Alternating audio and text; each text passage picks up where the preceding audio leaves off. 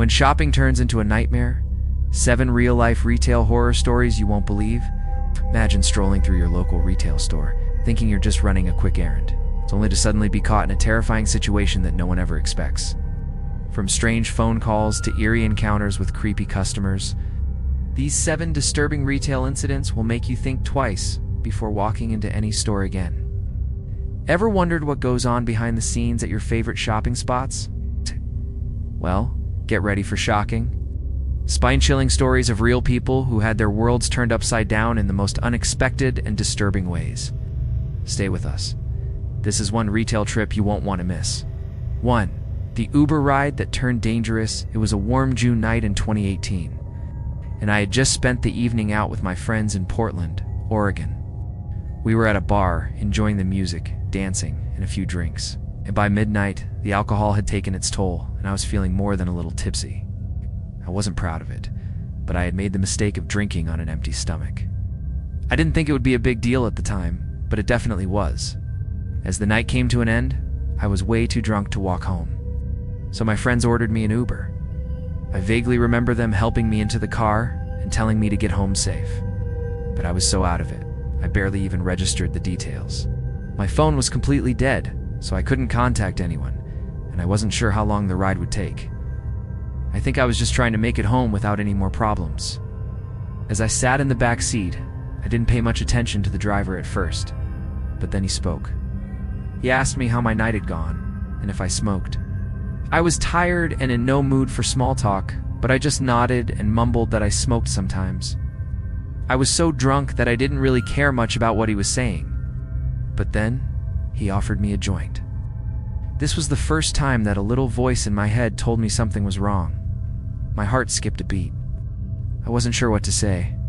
I didn't want to be rude, but I also didn't want to do anything that could get me into trouble. So I just mumbled, "No thanks, I'm really tired."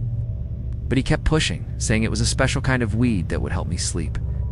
I felt myself get more uncomfortable by the second, but I didn't know how to back out of the situation. I think I said something like, "I don't want to," but he didn't seem to care. The next thing I knew, he was telling me he needed to cancel the ride for a minute, because he couldn't give me the joint while driving. That was when everything hit me at once. Oh, we were in a secluded area with hardly anyone around, and the Uber ride had been canceled. I looked out the window and realized we were surrounded by empty parking lots, closed businesses, and dark streets. We were just off the Hawthorne Bridge, and the area was completely deserted. Panic set in. I didn't know what this guy's intentions were, but I was sure they weren't good. I started to feel lightheaded, my stomach was turning, and I could barely keep my thoughts straight. I was too drunk to do much, but I kept telling myself I had to stay calm. As he handed me the joint, I pretended to take a hit, just inhaling and blowing out the air through my mouth without actually inhaling.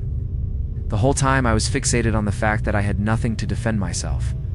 My keys were nowhere to be found, and I had no way to contact anyone. I knew I had to get out of there. But instead of leaving, the driver sat there for a moment, quietly. He finally said, "Well, let's get out of here." That's when my heart dropped into my stomach. He was talking like he had control over the situation. I was trapped in the back seat of this stranger's car with no way out. I tried to get a grip on myself, hoping I could talk my way out of this. I mumbled something about calling another Uber, but he ignored me and said, "No, I still have your address. I'll take you home." At that moment, a small sense of relief flooded over me. He was going to take me home. Maybe I was overreacting. Maybe he wasn't as dangerous as I thought. I convinced myself that he was just a stoner who was acting weird. I told myself I was being paranoid. But as we drove further, I realized something was wrong. We were passing several exits that could have led us back to my home, but he kept going. I started feeling the panic build again. He was heading towards isolated parts of town, passing bridges that could have taken us across the river to where I lived, but instead, we kept going deeper into the industrial areas of Portland. The streets were dark, and the buildings were empty. My heart began to race again. I tried to stay calm and think of a way to make him take me home. So, I lied and said, "My boyfriend is waiting for me." I hoped that would make him realize I was into alone and that it would make him feel like I had someone looking out for me. The driver didn't say anything at first, but after a moment, He took an exit and started heading back toward my neighborhood. It wasn't over yet, though. He kept getting closer to my apartment, and my anxiety grew. I was still shaking, and every time we passed a red light or stopped, I thought about jumping out of the car. When we were about 2 blocks away from my place, I told him to stop, saying it would be easiest to get out here. But when I reached for the door handle, it was locked. I tried to unlock it, but it wouldn't budge. The driver turned to look at me with a smile that I'll never forget. It wasn't a real smile. It was cold and mocking, a smile that made my skin crawl. I started crying, pleading with him to let me out. I was shaking, my heart racing in my chest. After what felt like forever, he finally unlocked the door, and I bolted out of the car without looking back. I ran all the way home, feeling like I had just escaped something terrible. That night I realized how lucky I was to get away. I didn't know what could have happened, but I knew I had been in real danger. I'll never forget that feeling of vulnerability, of being so drunk and scared, with no way to protect myself. I don't think I'll ever ride in an Uber again without being hyper-aware of my surroundings. The creepy phone calls at the tanning salon, it was 2012, and I worked at a tanning salon in a strip mall. It was a small town, and the mall wasn't very busy, especially at night. The other stores would close early, but our salon stayed open until 10 p.m., most nights. I would work the 3 p.m. to 10 p.m. shift. I wasn't thrilled about the job, but it was better than the previous work I'd done in the food industry. My best friend worked at another location of the same tanning salon, which was about a 15-minute drive away. I was a night owl, so I didn't mind working the late shifts. But that year, something strange started happening. Every evening, around 8 p.m., the phone would ring. The first few times it wasn't anything to worry about, just some strange surveys about women's shopping habits. The caller claimed he was doing research and wanted to ask me a few questions about clothing. At first, the call seemed innocent enough. The questions were about things like what type of pants I preferred, whether I wore leggings or skirts, and how many pairs of pantyhose I owned. It was weird, but I didn't think too much of it. He said that if I participated in the survey, he'd send me some free pantyhose. I didn't want them, but I didn't see a reason to hang up. The calls kept coming, usually at the same time, with similar questions. After a few days, it felt like a routine. He'd ask about what I wore, what brands I liked, and then offer to send me pantyhose again. Each time, I'd politely tell him I wasn't interested. However, the calls started to feel more invasive as time went on. The questions became more personal. One night he asked, "When you wear skirts and dresses, do you wear panties?" This question completely caught me off guard. I immediately felt uncomfortable, told him I wasn't interested in his survey anymore, and hung up. But that didn't stop the man. Calls kept coming, and they grew stranger. Started talking about how he had pictures of women he spoke to, describing what they were wearing while they were talking to him. He told me he knew what I was wearing, even though I hadn't mentioned it. I was getting freaked out, but I kept answering because I didn't want to lose my job. The calls became more frequent, and each one made me feel more uneasy. Then, things took a darker turn. One night, I answered the phone, and the man said, "I know where you work. I've seen you there before." This was the first time he'd mentioned anything about seeing me in person. That was a red flag. I was starting to feel unsafe, but I didn't know what to do. I knew I couldn't ignore the phone calls because he might complain and I'd lose my job. Then, something even stranger happened. My best friend who worked at a different salon told me that she had received similar calls. She said the man had asked her about her underwear, just like he did with me. She said she felt uncomfortable, but she didn't want to say anything. We soon realized that the same creepy man was calling both of our salons, asking us about our underwear, and even describing the clothes we were wearing. This was beyond weird, and it was starting to feel like he was stalking us. A few weeks later, the calls became more aggressive. He started calling from blocked numbers, trying to disguise his voice, and even started calling at different times, just to mess with us. He'd breathe heavily into the phone and say things that made me shiver. The worst part was that we didn't know who he was, where he was calling from, or what he wanted. One evening, a man fitting the description of the caller walked into the salon. He was wearing a suit and looked ordinary at first, but I felt that gut feeling that something was off. He asked for a tanning session, and I immediately thought this could be the guy who had been calling us. I couldn't shake the feeling that he was here to do something more than just tan. He came into the fitting room with 2 dress shirts. I counted them, following the protocol, and handed him a number. He seemed to calm, like he was just going through the motions.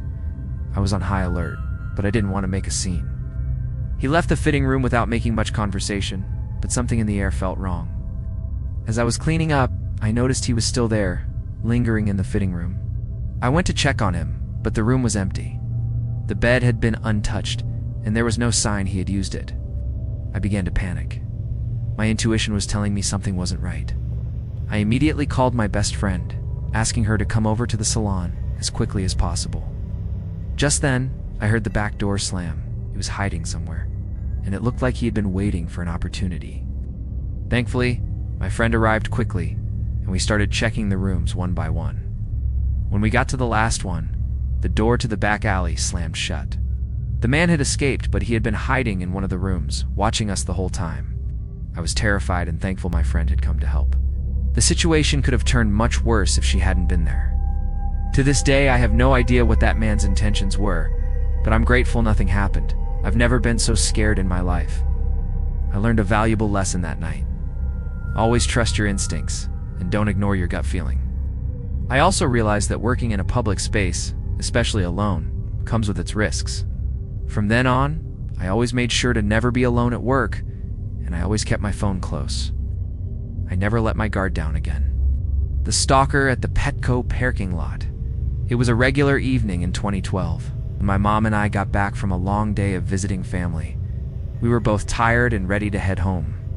But when we arrived, we realized we were out of cat food. My mom begged me to come with her to Petco to grab some. Though I didn't want to go, I finally agreed. In hindsight, I'm glad I did.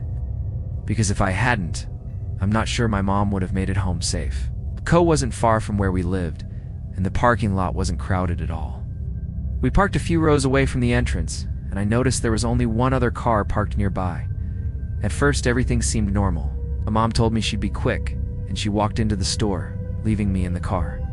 A minute or two after she went inside, the car parked behind us moved. A man stepped out, and he had a large German Shepherd with him. He walked to the store, and I didn't think much of it. I noticed the man following my mom around the store, but at first I thought it might just be a coincidence. Maybe he was shopping too. The more I watched, the more uncomfortable I became. The man seemed to be keeping a close eye on my mom, almost like he was tracking her every move. He got ahead of her in line and waited outside as she checked out. I was starting to feel uneasy, and I couldn't shake the feeling that something was wrong. When my mom finally walked back to the car, I watched as the man walked up to her, opened the back of his car, and motioned for her to come look at something. Felt off, and my gut told me something wasn't right. First, my mom was oblivious, but I yelled at her to get in the car. I was shouting at her to hurry up, and when she did, the man seemed shocked. He immediately got back in his car and sped away. I tried to calm myself down, but I couldn't stop thinking about what had just happened. When my mom asked me what was going on, I explained everything I had noticed. I told her how the man had been following her and trying to get her attention. We both agreed that something wasn't right. I was still shaking, and I couldn't shake the feeling that the man might have had bad intentions. A few days later, I thought about it even more. I realized just how close we had come to a dangerous situation. I kept thinking about how easily my mom could have been lured into that man's car, and how much worse it could have been if I hadn't been paying attention. The fact that he had a dog with him made it even more strange. The way he tried to get my mom to come closer to his car felt like a classic attempt to lure someone in, and I wasn't going to let that happen. Later, when I told a few people about the experience, I was shocked to hear that I was the only one who had noticed something suspicious about that man. Apparently, he'd been spotted in the area before, and people had noticed his strange behavior. It made me realize that people often ignore their instincts, thinking they might be overreacting. But after this incident, I was more aware than ever of the importance of listening to that little voice inside your head that tells you something's not right. I learned that day how crucial it is to stay alert and trust your instincts. If I hadn't noticed the man following my mom, who knows what could have happened? Something didn't feel right. I needed to speak up and make sure my mom stayed safe. It also made me realize how easy it is for someone with bad intentions to manipulate a situation, and how important it is to be prepared to act when you feel threatened. This experience made me much more cautious in the future. I started paying more attention to my surroundings, and I made sure I stayed close to my family. It taught me a valuable lesson about the importance of safety, trust, and being aware of the people around you. Looking back, I'm so glad I spoke up and that nothing worse happened. That man could have had dangerous plans, but fortunately, my mom and I were both safe because I trusted my gut. The creepy man in the tanning salon. This story takes place during a quiet night at the tanning salon I worked at. I had been working at this department store for a couple of years. It wasn't my dream job, but it was better than my previous one, and it gave me enough hours to make ends meet. That night was especially slow. It was cold, and there wasn't much foot traffic. Most of the stores in the strip mall were closed by 8 p.m., except for a sushi restaurant and AutoZone. So by 9 p.m., I was working alone, closing up, and doing my usual routine. It wasn't unusual for me to be alone in the store, since it was a small, somewhat quiet location. The fitting rooms were right next to the beauty section, and it was only me working that night. It was a Wednesday evening, around 8 p.m., when the first sign of something off happened. A man entered the store with 2 dress shirts. Nothing unusual there, I thought. But as I counted the number of items he brought in, I noticed something strange. His accent. I couldn't quite place it, but it sounded foreign. Maybe Russian? At that moment, it didn't raise many alarms in my head. I showed him the fitting rooms and continued helping other customers, as I usually did. When he came out of the fitting room, he didn't want the shirts. I simply thanked me, and I took them back to the rack. But then, something odd happened. I turned around to head back to the front, and he was still there, standing just a few feet away, staring at me. At first, I didn't think much of it. Maybe he was just lingering, but then his silence and the strange look on his face made me feel uneasy. He asked for my name, which I nervously gave him, as I was trained to be polite to customers. But there was something in the way he looked at me that made me uncomfortable. He smiled, but the smile didn't seem genuine. It seemed forced.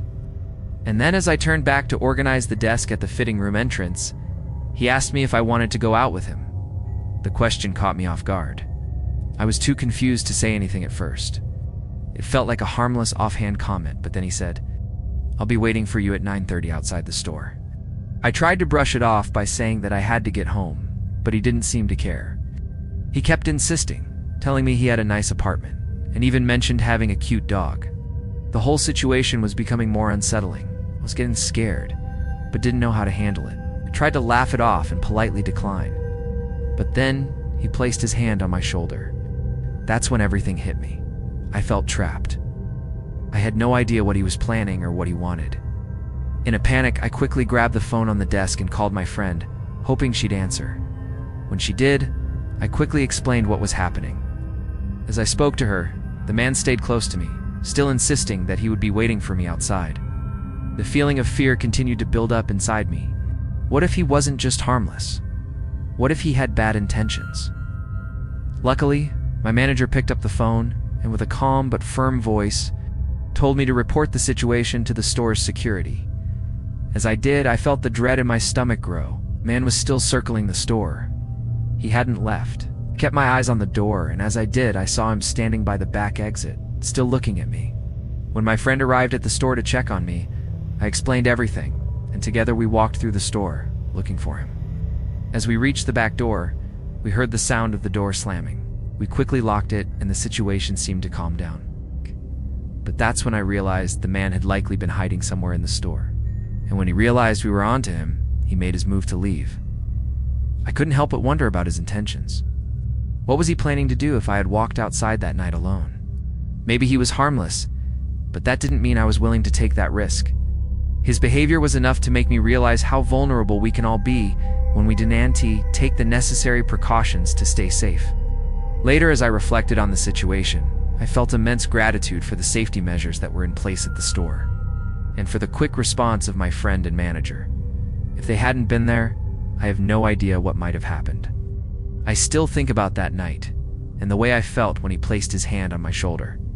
It's a feeling I never want to experience again. From that day forward, I became more cautious when interacting with customers, always remaining aware of my surroundings. I learned how easy it is for someone to slip under your radar, and how quickly a seemingly innocent interaction can take a dangerous turn. I'll never forget that feeling of vulnerability, and I will always trust my instincts when it comes to my safety. The abduction attempt at Pecco, it was one of those normal, routine evenings. My mom and I had spent the day running errands, visiting family, and doing what families do. On our way home, we discovered that we were out of cat food. Tired from a long day, I really didn't want to go to Petco, but my mom begged me to come along. Little did I know this decision would lead to one of the scariest experiences of my life. At the time, we were driving a car with heavily tinted windows, so it was nearly impossible to see inside. We pulled into the Petco parking lot, which wasn't too crowded. There were only a few cars, and I noticed one parked a few rows behind us. My mom decided to go inside and grab the cat food, and I stayed in the car, not feeling like walking around the store. It was a decision that, in hindsight, saved both our lives. As my mom walked towards the store, the car a few rows back suddenly moved up and parked right next to us. I thought it was a little strange, but I didn't pay it much attention. I figured the person just wanted a better spot closer to the store. But when the man got out of the car with a large German Shepherd, I began to feel a sense of unease. At that moment, I didn't think much of it. I just glanced at him, and it seemed like he was going into the store. However, as I kept my eye on him, I began to notice something unsettling. He wasn't just walking into the store. He was following my mom. My mom didn't notice at first, but I could see that he was trailing behind her as she picked out the cat food. My gut told me something was off. It was a small parking lot, so there weren't many places to hide. The guy was standing near the entrance to the store, watching my mom as she checked out. That's when the red flags went up in my head. As my mom approached the car, the man followed her. He opened the back of his car and, without hesitation, started calling out to her. He was motioning for her to come look at something in the back of his vehicle. By this point, I was feeling very uncomfortable, and my instincts were telling me to act. I began yelling at my mom to get into the car. The man looked shocked. I was fairly certain he hadn't realized I was in the car, and the moment I started yelling, he stopped talking to her. My mom was confused, but I kept urging her to get in the car quickly. I could tell the man wasn't going to give up, but fortunately he left without saying another word. He rushed back to his car, and my mom finally got inside. I told her what I had seen, and we both sat in silence, feeling the weight of the situation. He had been trying to lure her into the back of his car, and if I hadn't noticed what was happening, I don't know how it would have ended. I couldn't stop thinking about what would have happened if I hadn't been in the car that night. If I had been absent, who knows how my mom would have handled the situation. The whole experience haunted me for days. What was that man's intention? Why was he so intent on getting my mom to look at something in his car? I couldn't help but feel like it was an attempt to abduct her, but fortunately his plans were foiled by my quick thinking. Even after the incident, I couldn't stop thinking about what could have happened if I hadn't been alert. I'm grateful that I acted when I did. But it also served as a stark reminder of how quickly someone can get themselves into a dangerous situation. You never really know what someone's intentions are, and you have to trust your gut when something feels off. Looking back, I'm thankful for my instincts that night. That experience taught me the importance of staying aware of your surroundings, especially when you're out and about in a place that feels safe. Sometimes safety isn't always guaranteed, and you have to trust your intuition to keep yourself and those around you safe. It was a lesson I'll never forget. Always stay alert. And never assume that just because you're in a seemingly safe place, you're safe. The danger can show up when you least expect it. And that's why you need to always be prepared, even in the most routine situations. The creepy phone calls from a stalker. It was supposed to be just another quiet night at work. I had been working at a tanning salon in a small strip mall for a while now, and I was used to the late night shifts. The salon was always empty in the late hours, so I was often left alone to manage things. The strip mall wasn't the busiest place, and I spent most of my shifts either cleaning or organizing. Little did I know that one night, a series of strange phone calls would change the way I viewed my job. It all started innocently enough, around 8 p.m. One evening, I received a strange phone call. The man on the other end of the line claimed he was conducting a survey on women's shopping habits. I didn't think much of it at the time. I figured it was just another survey, something I had to deal with as part of customer service. He asked me basic questions about clothing choices, like whether I wore dresses or skirts, and what materials they were made from. I didn't think much of it, just going along with the questions. I offered to send me free pantyhose, which I declined politely. But as the days went on, the calls became more frequent, and the questions began to feel more personal. He kept asking about my clothing, specifically about my underwear. His tone was different now, more unsettling. I started feeling uneasy, but didn't say anything to anyone. I wasn't sure if I was just overreacting or if something was genuinely wrong. Then, the calls took an even creepier turn. One night, he asked me in great detail about my underwear, what material it was made from, whether I wore lace or cotton, and I had had enough. I immediately told him that I wasn't comfortable with his questions and hung up the phone. But this was just the beginning. The man didn't stop. He began calling from blocked numbers, and I started to get nervous. Every time I answered the phone, I could feel my heart racing. He would breathe heavily into the phone, and sometimes he would describe what I was wearing as if he was watching me.